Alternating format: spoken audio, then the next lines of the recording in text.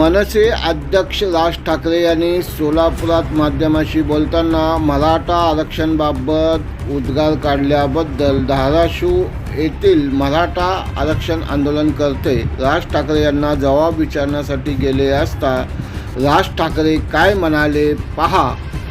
हे फक्त तोंडाला पानं पुसतील आणि पाठवून देतील. मग त्यांना आम्ही मराठा समाजाला मी लोकसभेला दाखवून दिले. म्हणूनच या सगळ्या लोकांची इच्छा आहे की तुम्ही मराठा समाजाच्या बरोबर राहो. अरे मी सगळ्यांबरोबरच आहे नाही ना, आम्हाला तसं वाटतंय तुम्ही नाही आमच्या बरोबर. असं तुम्हाला वाटतंय रे. हे बघा, तुम्हाला वाटण्याची विषय नाहीये. मला काय वाटते महत्वाचं आहे, माझ्यासाठी महाराष्ट्रामधला प्रत्येक नागरिक माझा आहे. कळलं का? मी समाज म्हणून बघत नाही आणि तसे संस्कार माझ्यावरती झाले नाहीत. आम्ही सगळे सहभागी झालेलो आहोत. आमच्या घरामध्ये कधी जातपात पाहिली गेली नाही. आम्हाला जातपात कळत नाही. आम्ही जातपात मानत नाही. बरोबर आहे. जो असेल तो माझा महाराष्ट्रामधला प्रत्येक जण माझा आहे. बरोबर की नाही? मला एक मिनिट, मी या सगळ्या ह्याच्यानंतर जरांगे पाटलांशी बोलीन. मी काय बोलायचं ते कळलं का? तुम्ही अशी का मध्यस्थी करत नाही की जर तुम्हाला मला जरा बोलू द्याल त्यांच्याशी. बरोबर आहे. ते आता आहेत कुठे? जालन्याला. माझा आता दौरा आहेच तिथे. जालन्याला जाईन त्याला मी भेटेन. उद्याच्याला तुळजापूरलाच आहे ते.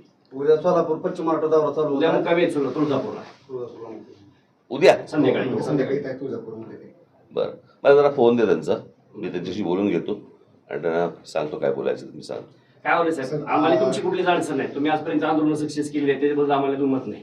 पण जे तुम्ही म्हणता की ही दिशा भटकवण्या सरकारचं कामच आहे ती, कुठलंही सरकार येऊ द्या, पण तुम्ही आमच्या मराठा समाजाबरोबर राहो आणि ठामपणाने राहो. आमची एवढीच मुंबई आहे. आमची 50% आतून मागणी आहे. मी परत तुम्हाला तेच सांगतो, जर हे होण्यासारखं असतं ना तर मी तुम्हाला सांगितलं असतं हे होण्यासारखं आहे.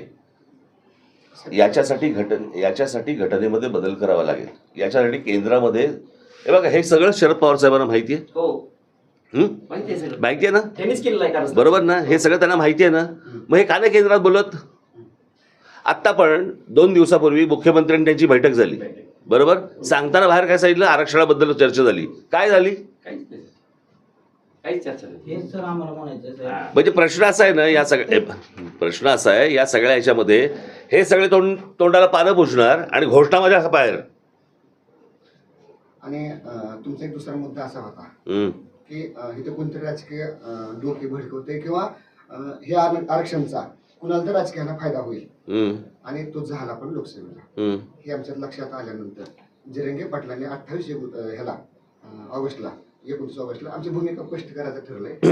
जर असा आमचा फायदा जर दुसऱ्याला होत असेल तर आपणच उमेदवारी देऊन आपणच एक्झॅक्टली या सगळ्या लोकांना समजा नुसते मतदान होणार असेल ना, हे बघा, जे लोकसभेला झालं ना तेच ह्यांना वाटतंय विधानसभेला होणार.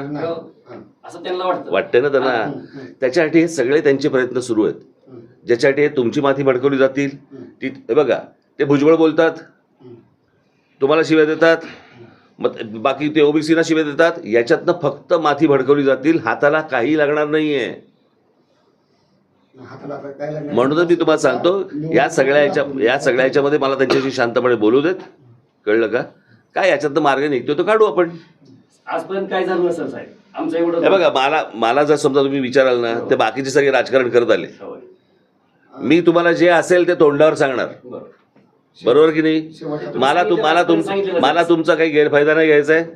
मी तुमच्यासाठी मतांसाठी राजकारण नाही करणार. मला जातपात कळत नाही. मला त्याच्याशी देणं घेणं नाही. समजलंय? माझ्यासाठी महाराष्ट्र महत्वाचा आहे. तुम्हाला असं वाटतंय का मराठा आरक्षणाचा लढा? मी परत तुम्हाला सांगतो, महाराष्ट्र हा माझ्यासाठी महत्वाचा आहे.